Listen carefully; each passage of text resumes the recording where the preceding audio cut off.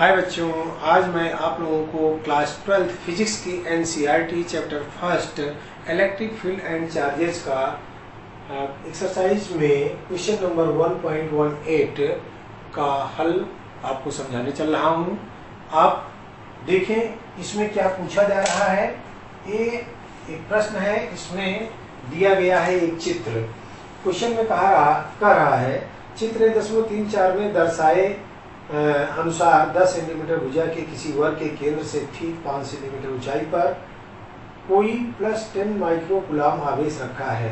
इस वर्ग से गुजरने वाला वैद्युत फ्लक्स का परिमाण क्या है और वर्ग को 10 सेंटीमीटर किनारे के किसी घन का एक फ्लक्स माना जा सकता है। इस संकेत में दिया है।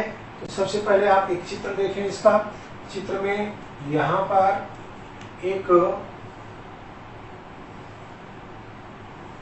10 सेंटीमीटर भुजा का, इसकी जो भुजाएं हैं ये 10 सेंटीमीटर हैं, अर्थात 10 सेंटीमीटर का एक वर्ग है और इसके केंद्र से 5 सेंटीमीटर की ऊंचाई पर, ये 5 सेंटीमीटर है, 5 सेंटीमीटर की ऊंचाई पर एक बिंदु है जहां पर आवेश है +10 माइक्रो कूलम। तो यहाँ पर ज्ञात करना है विद्युत फ्लक्स। सबसे पहले आप इसे देखें। यहाँ पर आप देख सकते हैं कि एक 5 सेंटीमीटर जो ऊंचाई है, यदि इसको हम डॉटेड लाइन से एक वर्ग मान लें, जैसे एक वर्ग मान लें, ये इस वर्ग का केंद्र होगा। देखिए डॉटेड लाइन से मैं बना रहा हूँ। यहाँ आप इसे देखें तो ये जो 5 सेंटीमीटर ऊंचाई पे जा रहा है, ये इसका एक केंद्र है और ABCD इसका एक फलक है। इस घन का ABCD इसका एक फलक है। अब यहाँ पर हम ले सकते हैं कि Q दिया गया है 10 माइक्रो कूलम प्लस बराबर 10 × 10⁻⁻⁶ कूलम। अब यहाँ पर ये एक क्यूब बन रहा है, 10 सेंटीमीटर भुजा का एक क्यूब बन रहा है। यहाँ देखें, उपरोक्त चित्र से स्पष्ट है, उपरोक्त चित्र से स्पष्ट है कि जो बिंदु, यहाँ पर इस बिंदु को मान लेते हैं हम O, बिंदु O भुजा, बिंदु O 10 सेंटीमीटर भुजा के घन का केंद्र है, घन का केंद्र है,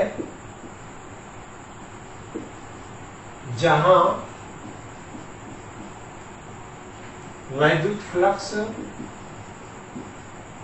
सभी पृष्ठों पर होगा, सभी पृष्ठों पर होगा। अतः phi suffix E Q/ε0 Gauss प्रमेय से, गॉस प्रमेय द्वारा। अब यहां ध्यान दें, क्योंकि यहां कुल 6 फलके हैं और हमें लेना है किसी एक फ्लक्स। घन में कुल 6 फलक हैं, कुल 6 फलक हैं, लेकिन गणना हमें केवल एक फ्लक्स से करना है, एक फ्लक्स से करनी है। अब यहां पर हो जाएगा, अतः फलक ABCD में phi E A B C D is equal to Q upon epsilon nought. Epsilon Q का मान यहाँ दिया है और आप जानते हैं एप्सिलॉन नॉट का मान होता है 8.85 गुणे 10⁻12। यहाँ न्यूटन मीटर स्क्वायर प्रति कूलम स्क्वायर। अब इसमें मान रख देंगे फाई इज इक्वल टू ए एक फ्लक्स हो जाएगा 1/6 गुणे क्यू अपान एप्सिलॉन नॉट। ये बराबर होगा 1/6 गुणे क्यू का मान है 10 गुणे 10⁻6 बटे एप्सिलॉन नॉट 8.85 गुणे 10⁻12। अब इसका चाहे गुणा कर लें सबसे पहले, तब भाग दें। इसको बराबर लिख सकते हैं 10 गुणे 10⁻6। यहाँ गुणा करेंगे 56 30 3 6 48 3 51 5 6 8 48 और 5 53 0.2 अंक बाद गुणे 10⁻12। यदि हम इसको ऊपर ले लें, यहाँ हो जाएगा और एक जीरो बढ़ा के दशमलव हटा दें 100/531 गुणे 10⁻6 गुणे 10⁻12। अब यहाँ पर 10⁻12 ऊपर गया, प्लस से हो गया। यदि हम इसमें भाग दे दें 100 में 531 का, यहाँ भाग दे रहे हैं 100 भागे 531, दशमलव बढ़ा के 0 बार ले जाएंगे, 5 दूनी 10 ज़्यादा हो जाएगा, 1 बार ले जाएंगे 531। यहाँ 10 में से 1 घटाएंगे 9, यहाँ 9 में से 3 गए 6 और यहाँ 9 में से 5 गए 4। इसी दशमलव से यहाँ 0 लेंगे, ये लगभग जाएगा 8 बार। 8 1 8, 8 3 24, 2 8 5 40, 2 42। यहाँ 2, यहाँ पर 8 में से 4 गए 4, 6 में से 2 गए 4, 442। फिर दशमलव बढ़ा के फिर एक 0 उतारेंगे तो लगभग 8 बार जाएगा। अब एक भाग देने पर फाई ई बराबर आएगा, फाई ई बराबर 0.188 गुणे 10⁻। अब यहाँ पर 6, तो 10 घात कितना हो जाएगा 6।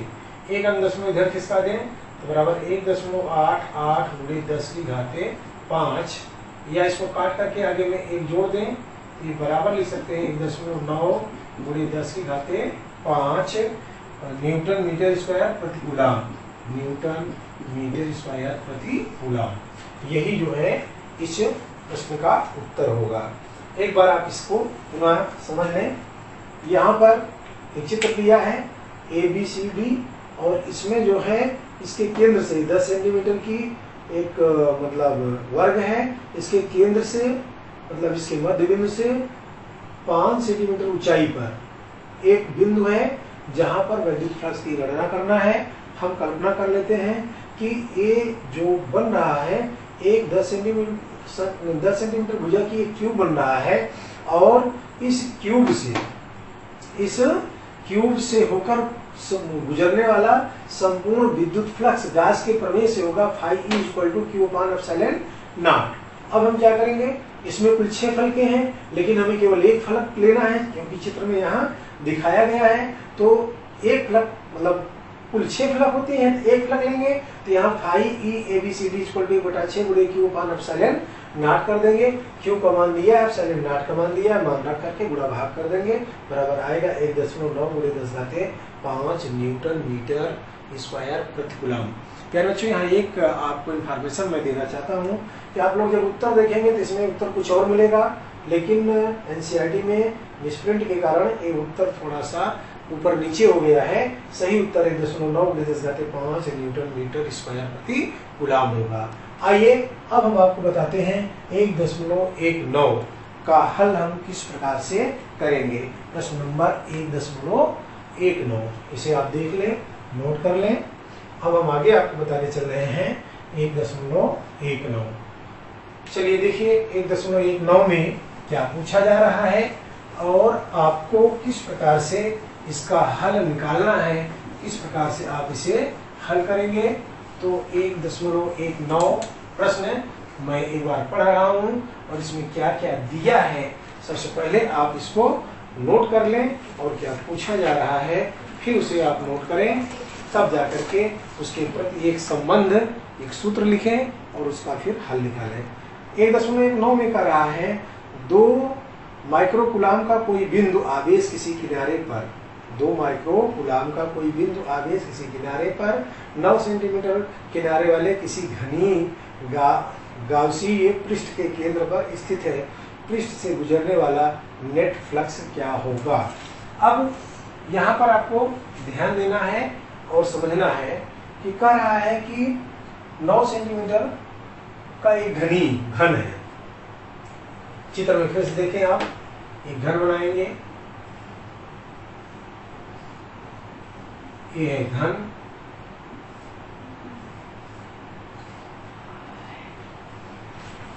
इसकी प्रत्येक भुजाएं जो है 9 सेंटीमीटर है। ये सारी भुजाएं जो है 9 सेंटीमीटर है।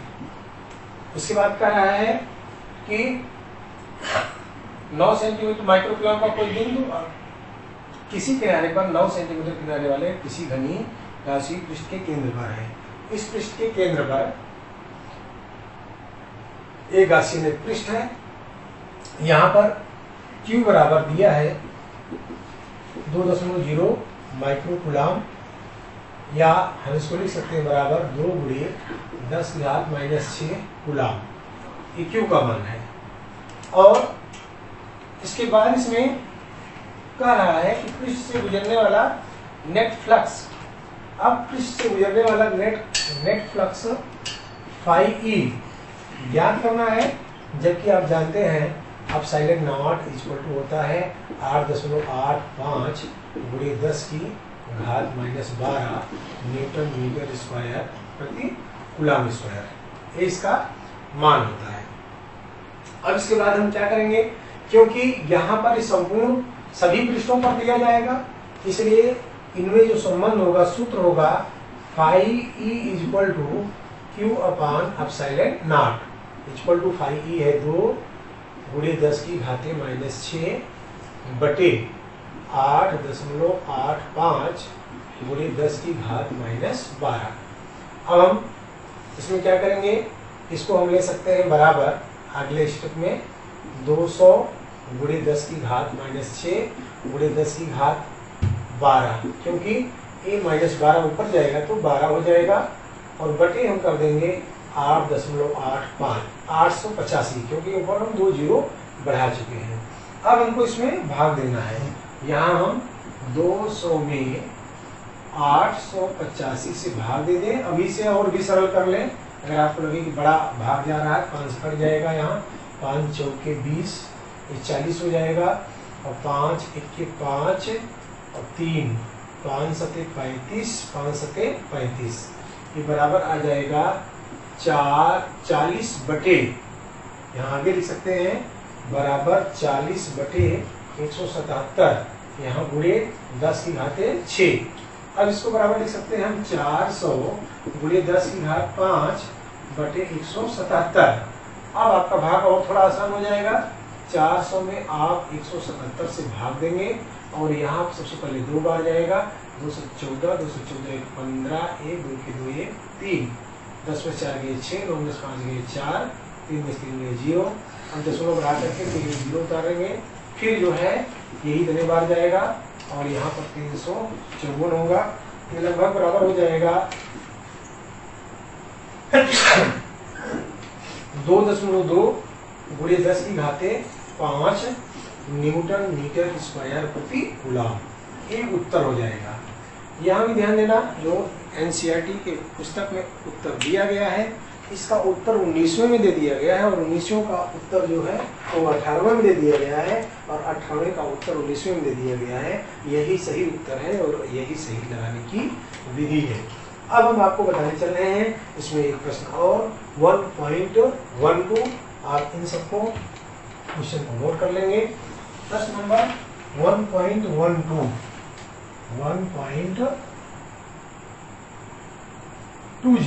मैंने 1.9 1.19 हो चुका था, 1.20 माने 20वां प्रश्न इसका क्या है।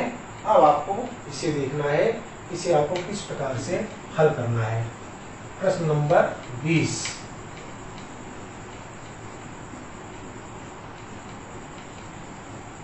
आइए देखिए प्रश्न नंबर 20 में आप किस प्रकार से इसको हल करेंगे और इस प्रश्न में दिया क्या गया है और पूछा क्या गया है।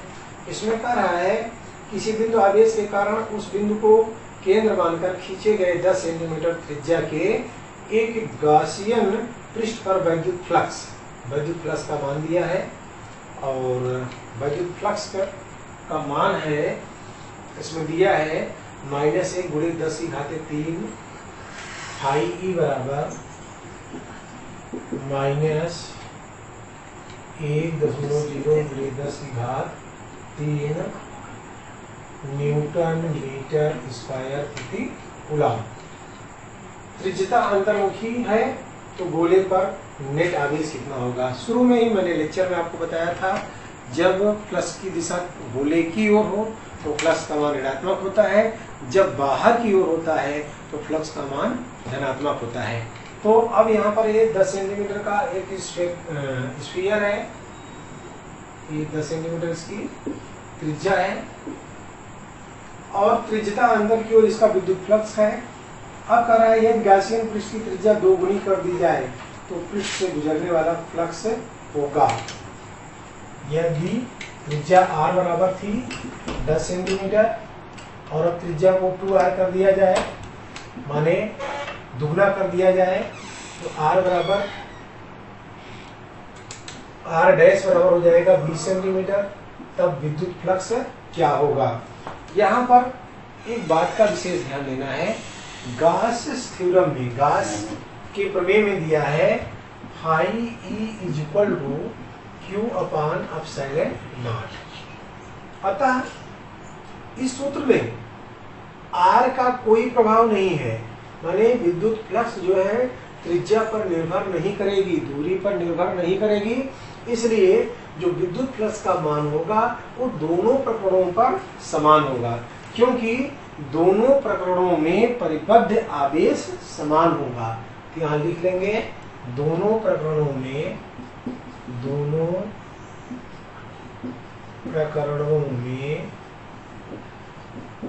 परिबद्ध आवेश, दोनों प्रकरणों में परिबद्ध आवेश समान होगा। अतः एक दूसरी बात लिख सकते हैं, अतः फाई ई का मान त्रिज्या, व्यास या दूरी पर निर्भर नहीं करता।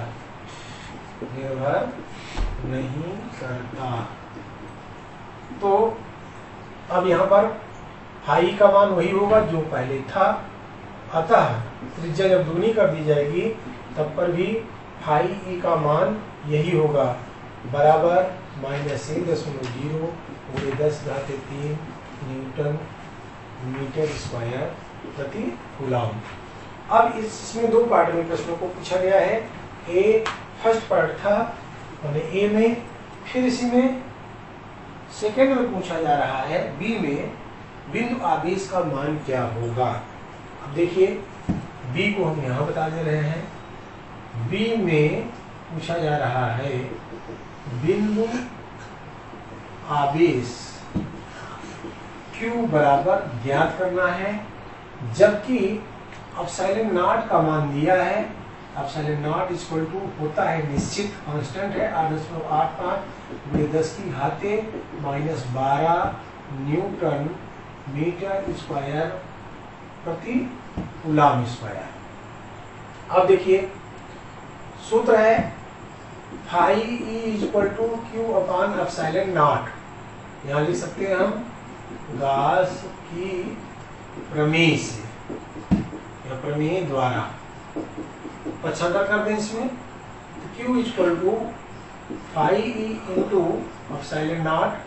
फाई का मान है 1 गुणे 10⁻³ गुणे 8.85 गुणे 10⁻⁻12 बराबर यहाँ हो जाएगा 8.85 गुणे 10⁻⁻9 कूलम।